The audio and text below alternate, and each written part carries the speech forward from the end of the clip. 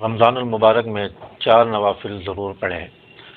جہاں ہم رمضان المبارک میں روزے رکھ رہے ہیں، تراویح پڑھ رہے ہیں، قرآن پاک کی تلاوت کر رہے ہیں، ذکر و اذکار کر رہے ہیں اور دیگر عبادات کا اہتمام کر رہے ہیں، وہاں پر ہمیں 4 نوافل بھی رمضان المبارک میں ضرور پڑھنے چاہیے۔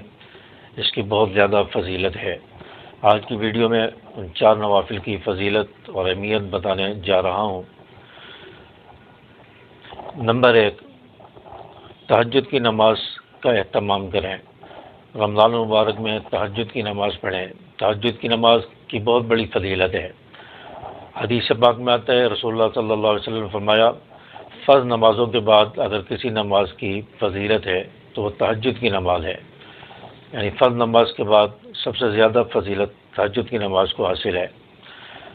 تو رات کے آخری پہر میں اٹھ کر تہجد کی نماز کا اہتمام کریں۔ رمضان المبارک میں ہم جہاں سحری کے لیے اٹھتے ہیں، وہاں ہم سحری کے وقت تھوڑا جلدی اٹھ کر تہجد کے 2 رکعت، 4 رکعت، 6 رکعت، 8 رکعت تک آپ نفل پڑھ لیں اور اس کے بعد اللہ سے خوب مانگیں۔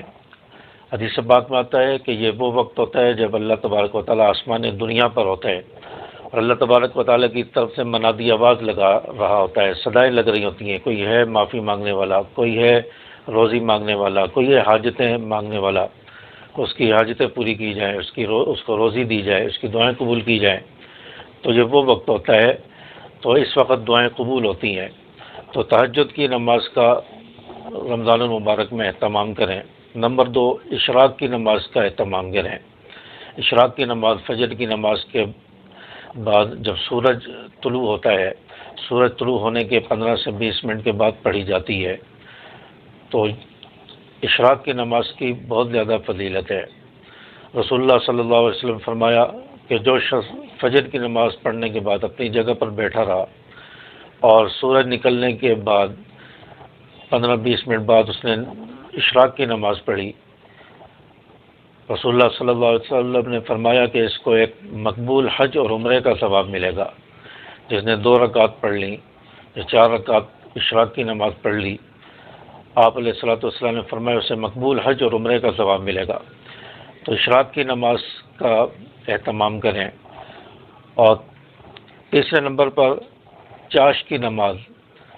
چاش کی نماز کی بھی بہت زیادہ فضیلت ہے، اور چاش کی نماز یہ اشراق کی نماز کے 1 سے 1.5 گھنٹے بعد پڑھی جاتی ہے۔ اشراق کی نماز کا جو وقت ہوتا ہے اس سے 1 گھنٹہ 1.5 گھنٹے بعد چاش کی نماز پڑھی جاتی ہے، اور یہ دوپہر 12 بجے سے پہلے تک آپ پڑھ سکتے ہیں۔ تو چاش کی نماز کی فضیلت کیا ہے؟ رسول اللہ صلی اللہ علیہ وسلم فرمایا کہ جب انسان صبح بیدار ہوتا ہے، اس کے ہر جوڑ پر صدقہ لازم ہوتا ہے، یعنی اس کے جسم کے جو 360 جوڑ ہیں، ہر جوڑ کا صدقہ اس پر لازم ہوتا ہے۔ اور جو شخص چاش کی نماز پڑھ لیتا ہے، یہ اس کے 360 جوڑ کا صدقہ ہو جاتی ہے۔ تو چاش کی نماز کی اتنی بڑی فضیلت ہے۔ اور روایات میں آتا ہے کہ سمندر کے جھاگ کے برابر بھی اگر کسی کے گناہ ہوں گے تو چاش کی نماز پڑھنے سے اللہ تعالیٰ وہ سارے گناہ معاف فرما دیں گے جو سمندر کی جھاگ کے برابر ہوں گے۔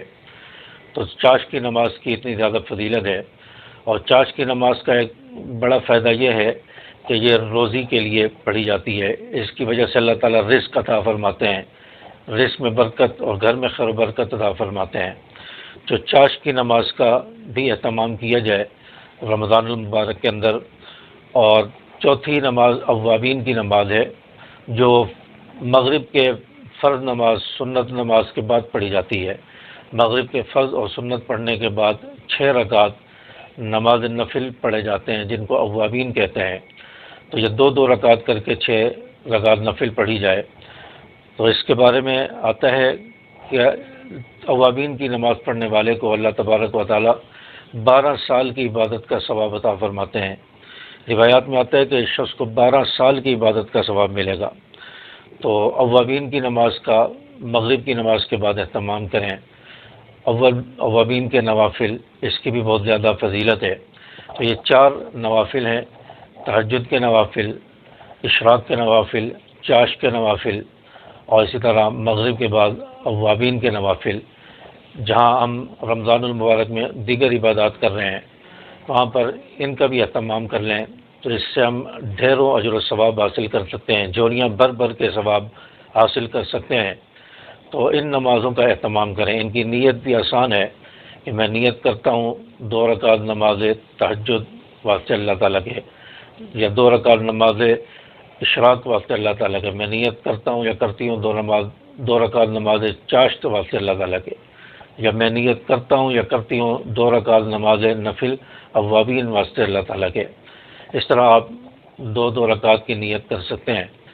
تو اور صورتیں وہی پڑھیں گے جو ہم عام نمازوں کے اندر پڑھتے ہیں، عام نوافل کے اندر جو صورتیں پڑھتے ہیں آخری صورتیں پڑھ لیں، یا بڑی صورتیں یاد ہیں، سورۃ یاسین ہے، سورۃ الرحمن ہے، سورۃ مزمل ہے، سورۃ الملک ہے، سورۃ الواقعہ ہے۔ اگر ان بڑی صورتوں میں سے جو صورتیں یاد ہیں تو وہ بھی آپ پڑھ سکتے ہیں۔ اگر وقت ہے تو بڑی صورتیں پڑھ لیں، وقت نہیں ہے تو قرآن پاک کی آخری جو پارے کی آخری صورتیں ہیں ان میں سے بھی آپ پڑھ سکتے ہیں۔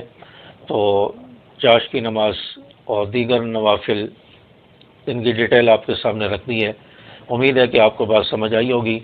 ویڈیو کو لائک اور شیئر کریں، چینل کو بھی سبسکرائب کرتے جائیں۔ السلام علیکم ورحمۃ اللہ۔